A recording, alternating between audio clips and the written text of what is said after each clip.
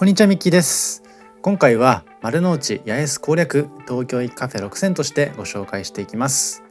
以前にも東京駅周辺のカフェを特集させていただいていまして、東京駅構内も含めまして丸の内側ですとか、あとは有楽町日比谷エリアもご紹介してきています。その中、今回は丸の内側、八重洲側からいくつかお店をピックアップしてご紹介していますので、ぜひ東京駅周辺に訪れた際に立ち寄ってほしいかなと思っています。東京駅周辺は非常にお店の入れ替わりが激しくて、今回ご紹介するカフェのうちいくつかも昨年出来上がったばかりだというところがありますので、ぜひそのあたりのニューオープンなカフェにも注目していただければと思っています。幅広くグルメも含め楽しめるかと思いますので、東京に観光に来られる方は参考にしていただけるかなと思っています。このチャンネルではカフェ巡りなど日常を少し豊かにする情報をお届けします。少しでも応援してくださる方はチャンネル登録をして次の動画も見逃さないでください。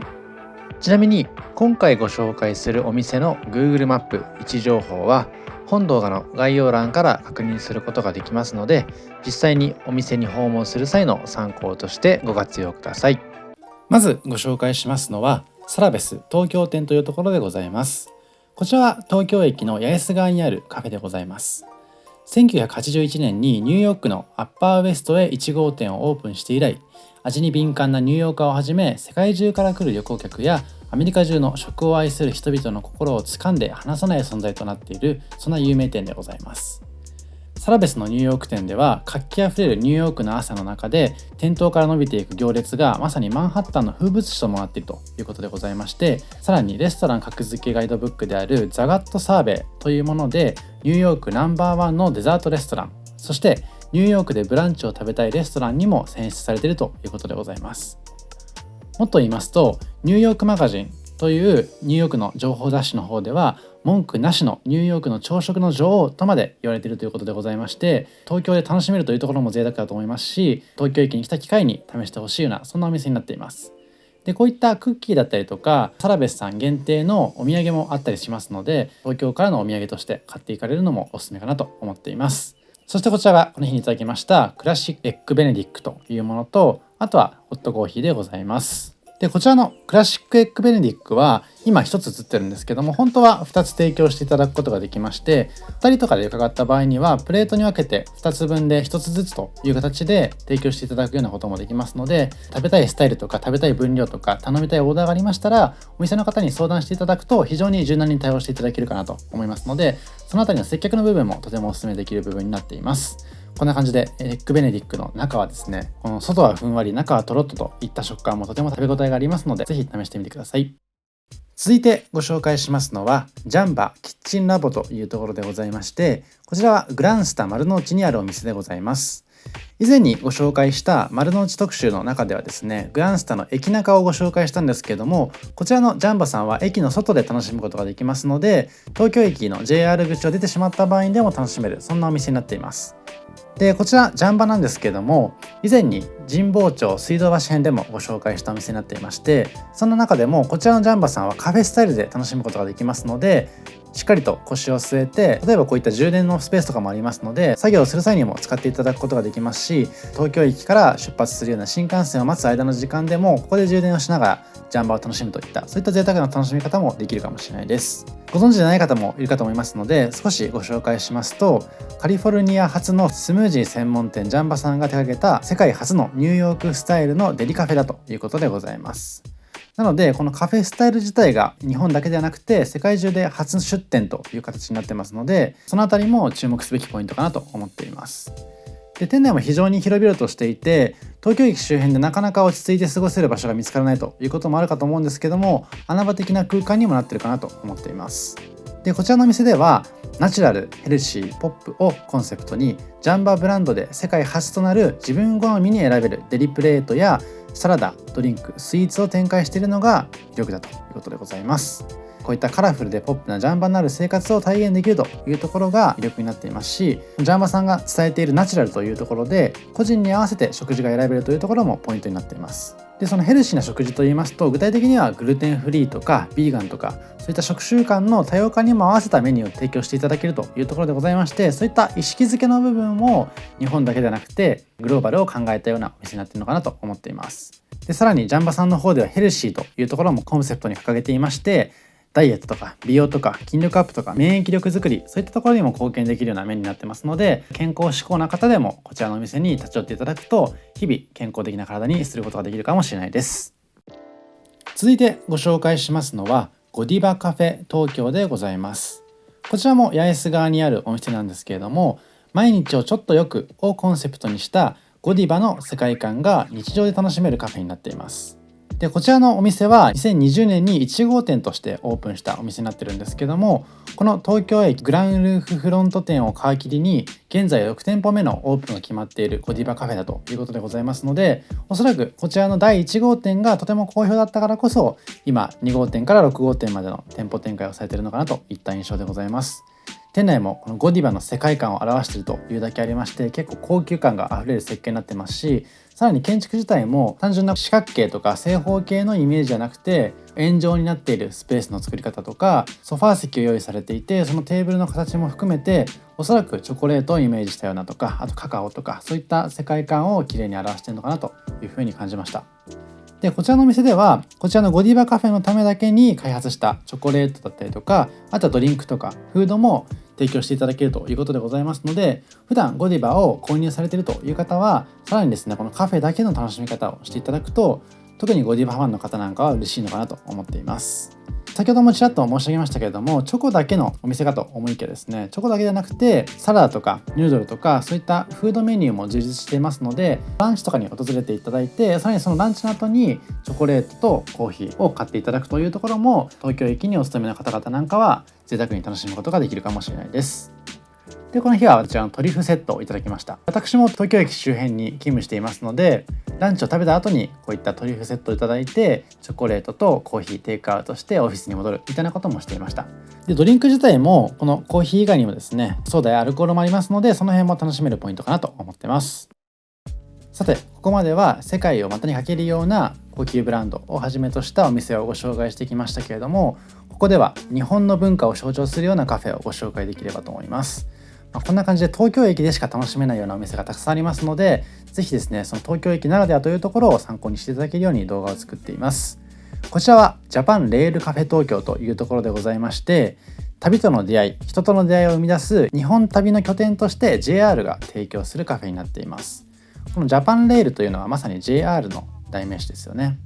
でこちらのお店では日本ならではの食とコーヒーで旅支度となるコミュニケーションを生み出すということでございます。でこちらの店も八重洲口を出てすぐのところにありますので、東京駅から出発する方、また東京駅に着いたばかりの方なんかが気軽に立ち寄れるような、そんなカフェになっています。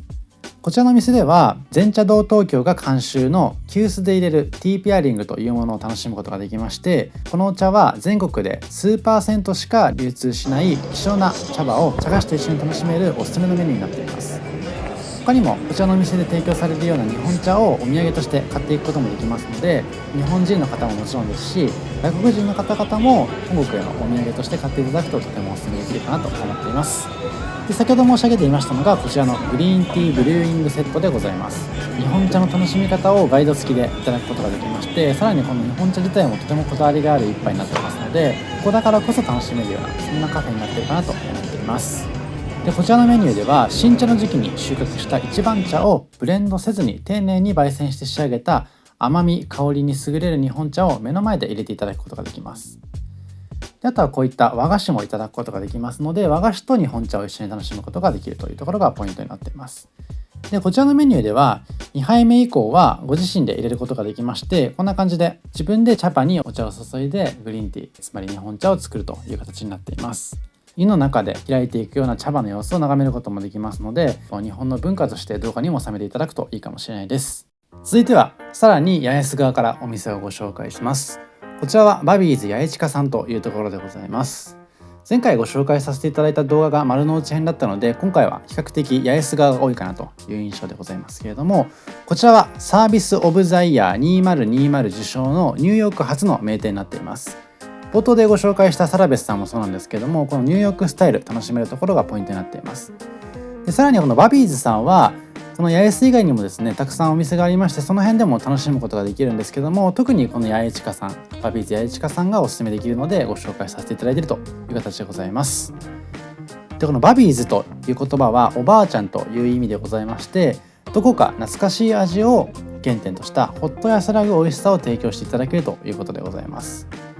でこちらのお店はオーナーがアメリカ各地で家庭のレシピを集めてメニューに落とし込んでいるということでございますので、まさにこのアメリカスタイルを料理からも雰囲気からも楽しむことができるところがポイントになっているかなと思っています。でこんな感じでハンバーガーが基本的におすすめできるポイントになってるんですけども、ハンバーガー以外にもエッグベネディクトですとかパンケーキですとか、あとはローストチキンなんかもクリスマスの時期には楽しむことができましたので、先ほどちらっと申し上げましたようにアメリカ料理を楽しみたいという時にはぜひここに訪れてほしいなと思っています。そしてこちらがこの日にいただきましたバビーズバーガーと、あとはオーガニックコーヒーでございます。でこのバビーズバーガー含め様々なメニューに共通する部分なんですけども、こちらで提供していただくメニューの素材自体も生産者から独自ルートで仕入れているということでございますので、その辺もこだわりにこだわったメニューになっているのかなといった形でございます。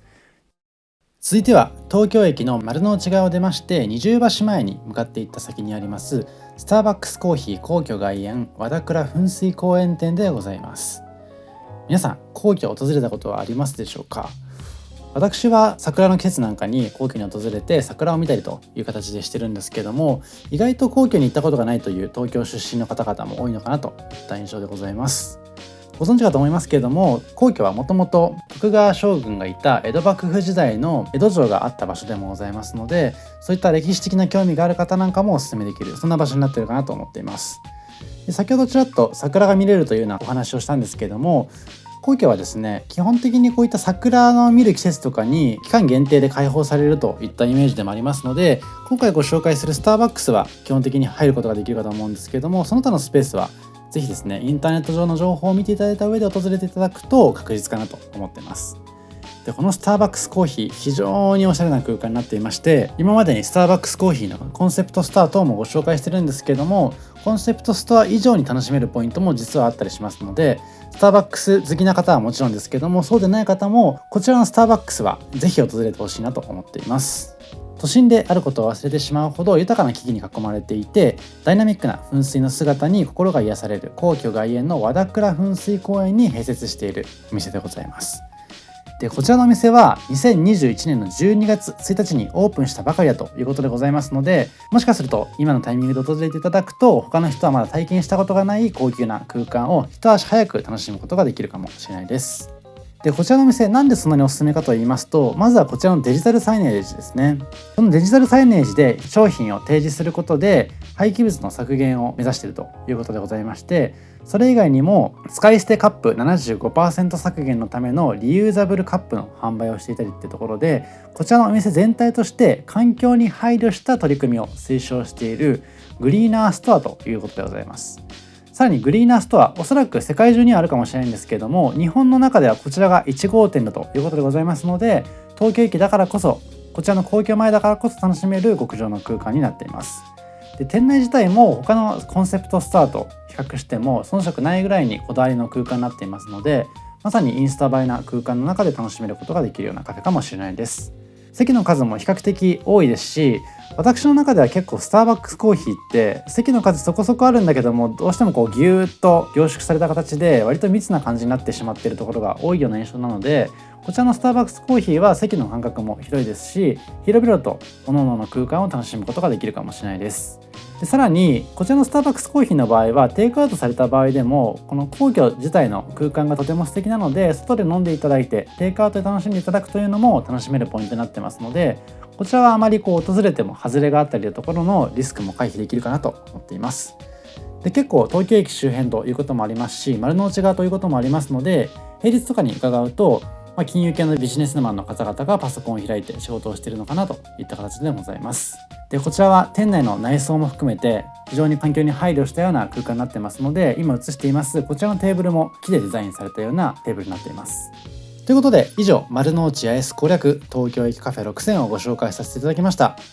私自身が東京駅に勤務しているということもありますし、これまでにも何回か東京駅の特集を組ませていただいてますので、結構今回はこだわりにこだわり抜いたようなお店をご紹介させていただけたかなと思っています。その中でも東京になかなか来ないような地方出身の方々とか、あとは外国人の方々にここだけはお勧めしたいみたいな形でお勧めできるような場所も多いかと思いますので、ぜひカフェ空間楽しんでいただいて、さらに今回のお店はどこもお土産に買っていただけるようなものもいくつか紹介されていますので、そういった部分もカフェの楽しみ方としていい時間を味わってほしいなと思っています。最後にご紹介したスターバックスなんかはできたばかりですので、ぜひですね、一足お先にカフェ好きな方々は訪れてほしいような場所になっています。以上、ミッキーでした。ありがとうございました。